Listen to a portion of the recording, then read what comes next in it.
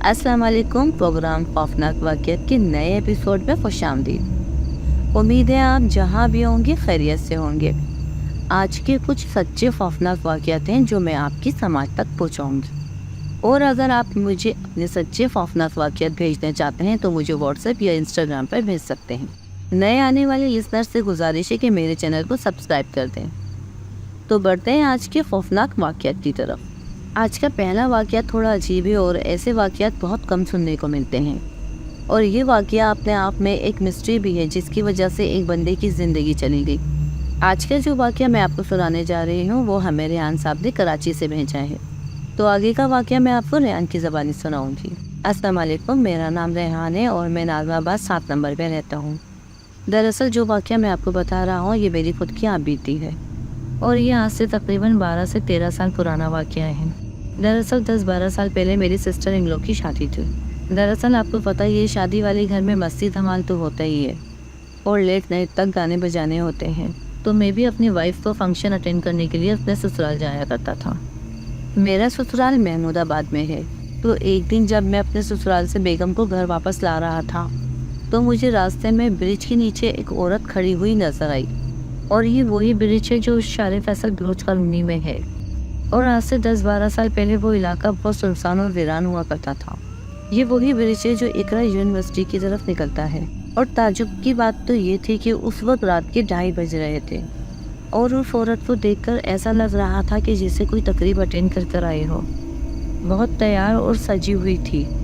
तो मैंने नॉर्मली सोचा कि शायद ही किसी का वेट कर रही है या फिर किसी इवेंट से आई है, क्योंकि वहाँ थोड़ा सा आगे शादी हॉल भी है। खैर जब मैं अपनी बेगम को दूसरे दिन लेकर आ रहा था तो सेम इंसिडेंट हुआ और वही औरत उसी ड्रेस में वहीं खड़ी थी। अब मेरी वाइफ भी काफ़ी डर गई थी। खैर मैंने फिर से इस बात पे गौर किया और अपनी गाड़ी की स्पीड बढ़ाई और वहाँ से निकल गया। अब जब हम तीसरे दिन वहाँ से आ रहे थे तो हमने उसी लड़की को देखा। तो हम बहुत परेशान हुए कि आखिर ये औरत है कौन, क्योंकि लगातार 3 दिन से उसी औरत को हम एक ही जगह खड़े हुए देख रहे थे और उस वक्त वो जगह बहुत वीरान और सुनसान हुआ करती थी। खैर इस बार एक कज़न भी हमारे साथ कार में बैठा था। खैर मैंने अपने कज़न से डिस्कस किया कि ये 3 दिन से इसी जगह नज़र आ रही है। तो मेरे कज़न ने कहा कि शायद कोई ट्रैप का चक्कर हो या ये कोई लूटने वाली भी हो सकती है और शायद इस लड़की के साथ कोई और भी मिला हुआ हो। बेहतर है तुम लोग कल से अब इस रास्ते से नहीं जाना। खैर फिर हम लोग घर आ गए और मैंने खाना वगैरह खाया। उसके बाद मुझे नींद आ गई और मुझे ख्वाब में उस दिन वही औरत नज़र आती है जो ब्रिज के पास खड़ी हुई लगातार हमें 3 दिन से नज़र आ रही थी। अब वो औरत मुझे ख्वाब में कहती है कि तुम लोग अब यहाँ से नहीं गुजरना वरना तुम्हें नुकसान होगा। अब नींद से बेदार होने के बाद ये ख्वाब मैंने अपनी वाइफ को बताया तो मेरी बेगम कहने लगी रात वाली बात शायद आपके जहन में रह गई होगी इसलिए आपको ये ख्वाब नज़र आया। मैंने भी यही सोचा, 3 दिन से मुसलसल उस लड़की के बारे में सोच रहा हूँ तो शायद इसलिए ये ख्वाब नज़र आया। अब मैंने क्यूरियोसिटी में सोचा कि पता नहीं मेरा ये ख्वाब कोई वहम है या इसके पीछे कोई हकीकत है। तो तजस्सुस में मैंने सोच लिया था कि आज मैं जब अपनी वाइफ को ससुराल लेने जाऊँगा तो देखूँगा कि वो लड़की कौन है और कहाँ से आती है और वो वहाँ किस मकसद से आती है। अब जब रात हुई तो मैं ऑफिस से आकर अपनी वाइफ को ससुराल लेने गया, मगर मैं थोड़ी देर पहले उसी ब्रिज के पास रुक गया और मैंने उसी ब्रिज के नीचे गाड़ी रोक दी। और आज मैं बिल्कुल अकेला था और मेरे दिमाग में ऐसी कोई बात नहीं थी कि वो कोई चुड़ैल या बदरू भी हो सकती है। और थोड़ी ही देर में वो औरत ब्रिज के नीचे जो पटरी है वहाँ से चलती हुई आई और आके वो उसी जगह खड़ी हो गई जहाँ वो रोज़ खड़ी हुआ करती थी। अब वो लड़की हाथ के इशारे से मुझे बुलाने लगी तो मैं मदद की गर्ज से उसके पास जाने लगा और दरअसल मुझे उसके बारे में जानना भी था। तो फिर मैं अपनी गाड़ी रिवर्स करके उसके पास लेके गया तो मेरी नज़र साइड मिरर पे गई तो मैंने देखा वहाँ कोई औरत है ही नहीं। और फिर मैं गाड़ी में से ही मुड़कर देखता हूँ तो वो लड़की वही खड़ी थी। मुझे बड़ा अजीब लगा, ये मुझे मिरर में क्यों नहीं नज़र आई। और मैं पीछे मुड़कर देखता हूँ तो वो मुझे नज़र आती है। और अब मैं काफ़ी डर गया था और यहाँ मुझे दिमाग में क्लिक होता है कि यहाँ कुछ तो गलत है, क्योंकि मैं गाड़ी रिवर्स कर चुका था और उस लड़की के काफ़ी करीब आ गया था। अब मैं उससे डर के पूछता हूँ, जी फरमाइए कोई परेशानी है तो बताएं, आपको यहाँ काफ़ी दिनों से देख रहा हूँ। जिस पे वो मुझे कोई जवाब नहीं देती। मैं उससे दोबारा पूछता हूँ, मैडम कुछ बताएंगी आप? बस वो मुझे देखकर मुस्कुरा रही थी और यकीन करें आप, उसकी मुस्कुराहट से मुझे बहुत वहशत हो रही थी, क्योंकि मैं पहले ही समझ चुका था कि ये कोई इंसान नहीं है और वो इतनी खूबसूरत औरत थी। यकीन करें आप कि वही खूबसूरती उसकी बदसूरती में तब्दील हो जाती है। और जब वो बिल्कुल गाड़ी के बराबर में आई तो मैंने उसकी आंखें देखी तो बिल्कुल लाल अंगारा हो रही थी। मुझे कुछ समझ नहीं आ रहा था। मैं वहाँ से तेज़ी से निकलने की कोशिश करता हूँ। अब मैं गाड़ी स्टार्ट करके वहाँ से निकलता हूँ तो मेरी गाड़ी बहुत भारी हो जाती है। ऐसा लग रहा था जैसे कोई गाड़ी में बहुत सारे लोग बैठे हों और मेरी गाड़ी का इंजन बहुत शोर कर रहा था। आयतुल कुर्सी पढ़ता हूँ और बस मैं अल्लाह का नाम लेके आगे बढ़ता हूँ और वो कैफियत मैं आपको बयान नहीं कर सकता।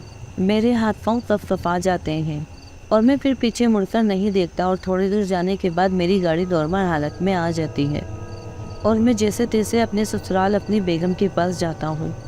वहाँ जाकर मैं किसी को कुछ नहीं बताता कि शायद लोग मेरा मजाक बनाएंगे, मगर मैं अपने उसी कज़न को ये सब बातें बताता हूँ जो तीसरे दिन हमारे साथ गाड़ी में था। तो वो मेरा कज़न भी इस बात पर मेरी यकीन नहीं करता। वो कहता है ये सब तुम्हारे जहन में था, इसीलिए तुम्हें ये सब महसूस हो रहा है। और वो कहता है तुम्हारी दिली तसल्ली के लिए मैं वहाँ से होकर आता हूँ। और वो ये कहकर घर से बाहर निकलता है कि मैं सिगरेट लेकर आ रहा हूँ। मगर बदकिस्मती से वो उसकी ज़िंदगी का आखिरी दिन था। अब मेरा कज़न मुझसे कहता है चलो उस औरत को देख कर आते हैं, मगर मैंने उसके साथ जाने के लिए साफ इनकार कर दिया, क्योंकि मैं वैसे ही बहुत डरा हुआ था। और बल्कि मैंने उसे मना किया कि तुम भी मत जाओ, मगर उसने कहा कि तुम खामा कहीं घबरा रहे हो, मैं देख कर आता हूँ। और फिर उसने अपनी बाइक स्टार्ट करी और वहाँ से चला गया। और तकरीबन रात के 1:30 बजे वो वहाँ से निकला था। मगर जब काफ़ी देर होने के बाद वो नहीं आया तो उसके घर वाले और हम सब काफ़ी परेशान होने लगे और फिर हम सब उसे ढूंढने निकले। और मुझे तो पता था कि वो उसी बलोच कॉलोनी वाले ब्रिज के नीचे गया है। तो मेरे साथ जो बाकी घर वाले थे मैं उनको उसी जगह पर लेके गया। तो वहाँ जाके देखा उसी ब्रिज के आगे मेन रोड पर किसी का एक्सीडेंट हुआ है। हमने करीब जाके देखा तो वो मेरा ही कज़न था और वो उसी टाइम वहाँ दम तोड़ गया था। और यकीन करें आप, ये सब देखकर मेरी पाँव तले ज़मीन निकल गई थी। ये मेरी लाइफ में एक ऐसा वाक़या है जो मैं चाहकर भी कभी नहीं भूल सकता। सोचा कि आपके साथ शेयर करूं। बहुत बहुत शुक्रिया रेहान कि आपने अपना वाक़या हमारे साथ शेयर किया। यहाँ इस ज़मीन पर जहाँ इंसान आबाद हैं वहाँ जिन्नात भी हैं, इसीलिए आपस में जो टकराव के वाक़यात हैं जो आप तमाम सुनने वाले मेरे साथ शेयर करते हैं, और मैं आपके वाक़यात, आपकी अमानत तमाम लिस्टर्स तक पहुँचाती हूँ। और आप तमाम सुनने वालों को भी दिल से शुक्रिया अदा करती हूँ जो मुझे इतना सपोर्ट करते हैं। आप लोगों के कमेंट्स पढ़ के बहुत खुशी होती है। दोस्तों इसी तरह सपोर्ट करते रहिएगा। तो बढ़ते हैं आज के दूसरे खौफनाक वाक़ये की तरफ, जो हमें कराची से शाहज़मान ने भेजा है। तो सुनते हैं आगे का वाक़या शाहज़मान की ज़बानी। अस्सलाम वालेकुम। जो वाक़या मैं आपको बता रहा हूँ ये मेरी अपनी खुद की आप बीती है। दरअसल ये बात कोविड के दिनों की है। उस वक्त हमारे ख़ानदान में मेरे पीज़ाद कज़न का इंतकाल हुआ था। तो उसी कोरोना के हालत में एक मैयत हुई थी और दफनाने के लिए लोग एक साथ इकट्ठा नहीं हो सकते थे। ऐसे हालात में जनाजे में लोग शिरकत के लिए बहुत कम आए थे। तो हम मेवा शाह कब्रिस्तान चले गए। तदफीन का अमल जारी था और कब्रिस्तान में मुख्तसिर से लोग थे। मुर्दे को कब्र में लिटाया जा रहा था और ऐन उसी वक्त मेरे पास एक ज़रूरी कॉल आई। बस मैं ये कॉल रिसीव करने के लिए लोगों से दूर, लेकिन उस कब्र से काफ़ी करीब था।